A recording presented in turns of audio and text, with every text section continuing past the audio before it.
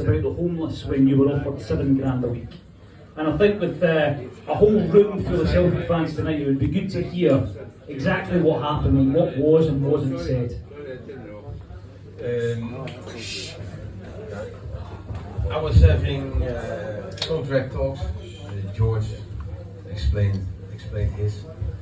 I can easily explain mine and what happened then. I had a column in, I think it was Daily Star. Andy McGuinness was the ghostwriter, and what happened was that every week he called me and we discussed some things, and he wrote it down, put it in the newspaper the next day. So at that time I was having arguments with Fergus, and I wanted to explain, because Fergus had said that he doubled my wages. That sounds very popular, especially to fans, but it all depends what you are doubling. You know, if you double one, it's two. So I try to make myself humble and explain that when we talk about figures, it is more than the average person earns. So I want to explain to them, like, okay, to Andy McGuinness at that time, I said, listen, we still talk about a lot of money, but I want to be paid up to the best players, because I feel that I have proved that I belong in that part. Fergus just made it look like that he had done me a fantastic offer by saying, okay, I doubled his wages. So I explained, like I said, listen, Andy, to double my wages, it's still a lot of money. I respect and I know and I know exactly the value of £1.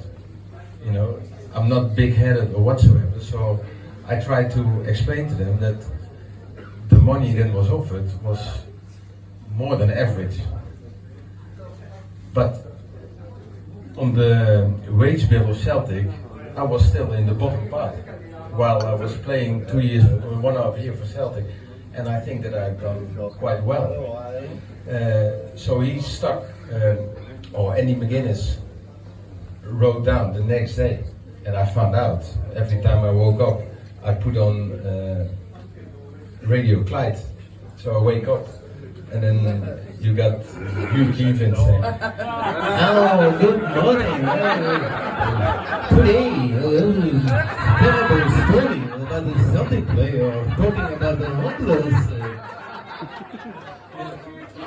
So, and I'm like, oh, you know, these days it was not that you did the interview with a journalist and that he said, okay, mail it to me or whatsoever, you know, but just hoping and praying that he was writing decent things. So I'm thinking like, Jesus, what is happening? So then he was telling the story on the radio. I'm like, oh, fuck. How can I explain myself and defend myself for my own column? Because most of the people probably think that I was writing it down myself. You know, so yeah, that all came out, and yeah, then I think it was big at that time. If I would have been in this era, it would have been even worse. But yeah, you try to defend, and it's not happening, because what's in the paper is true. You know, and that was very difficult, and that also influenced for some people the way how I left. But this was a story, and from my side of view, and there was nothing mean or big time Charlie in it. You know. So tonight we've had Pierre